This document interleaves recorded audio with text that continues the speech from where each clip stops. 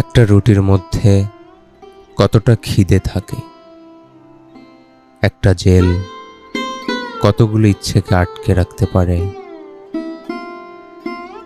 একটা হাসপাতালের বিছানায় কতটা কষ্ট একলা শুয়ে থাকে, একটা বৃষ্টির ফোঁটার মধ্যে কতটা সমুদ্র আছে,